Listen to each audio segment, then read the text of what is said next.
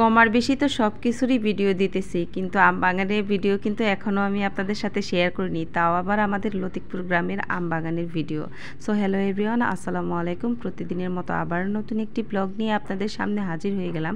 আজকের ব্লগটি হচ্ছে একটা ছোট্ট একটা আম বাগান। এই আম বাগানে প্রচুর আম ধরেছে।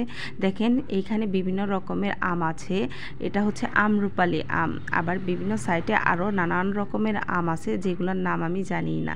তো যাই হোক, এইখানে আমগুলা দেখে আমার একটু অবাক লাগতেছে যে গ্রামে যদি একটু জায়গা থাকে, মানুষ মন ইচ্ছা মতো যা ইচ্ছা তাই বুনতে পারে আর সেগুলোতেই ফল ধরে যায়। কোনো পরিচর্যারও তেমন প্রয়োজন হয় না, কারণ গ্রামের মাটিগুলা অনেক উর্বর থাকে আর মানে জৈব সারের অত বেশি প্রয়োজনও হয় না। তো আমি এই জায়গায় আমগুলা দেখে বললাম যে একটু ভিডিও করে আপনাদের সাথে শেয়ার করি।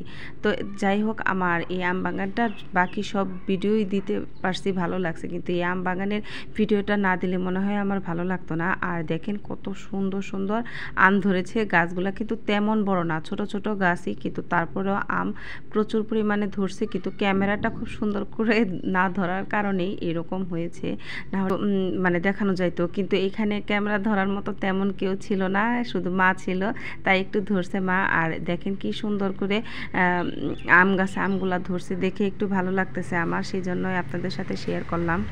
আর এত পরিমাণ ঘাস এই আম গাছের নিচে, খুব ভালো লাগতেছে দেখে। এগুলো মনে হয় গরুর জন্যই চাষ করা হয়েছে, এখান থেকে কেটে কেটে নিয়ে মনে হয় খাওয়ানো হয়। আর চতুর্পাশে কিন্তু মোটামুটি গাছ লাগানো, বাগানের গাছ লাগানো, আবার জঙ্গলও আছে টুকটাক, কিন্তু ওইগুলা তেমন কোনো সমস্যা হয় না। দেখাই তো যাচ্ছে আশেপাশে গাছপালা, ওই যে দেখেন অনেক গাছ আছে।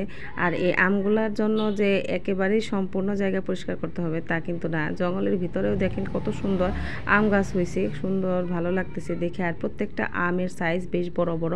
এই আমগুলা কিন্তু এখনো একটাও পাকে নাই, সব কয়টাই কাঁচা রয়েছে।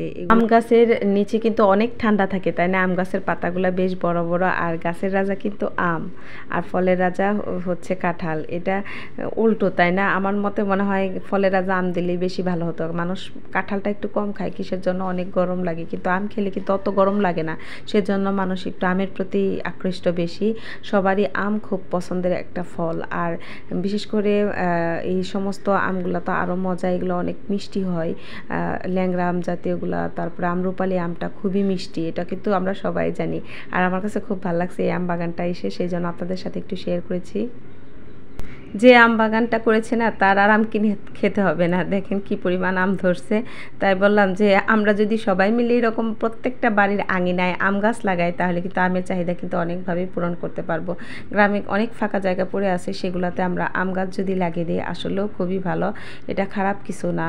আর বাইরের যে ফলগুলো আমরা কিনে খাই, ওগুলোর মধ্যে ফরমালিন তো থাকেই, মানে সম্পূর্ণ বিষ জাতীয় খাবারগুলাই মনে হয় আমরা কিনে খাই।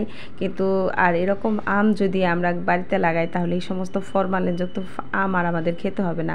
খুব সুন্দর সুন্দর আম, তাই আমি আপনাদের সাথে শেয়ার করলাম দেশি আম। এখানে ওনারা নিজেদের খাওয়ার জন্যই আর কি বলেছে, বিক্রির জন্য না আর কি। ওনাদের আম কিনে খেতে হবে না এক কথায়। তো আজকের ব্লগ এই পর্যন্ত। আপনারা ভালো থাকবেন, সুস্থ থাকবেন। আল্লাহ হাফেজ, আসসালামু আলাইকুম।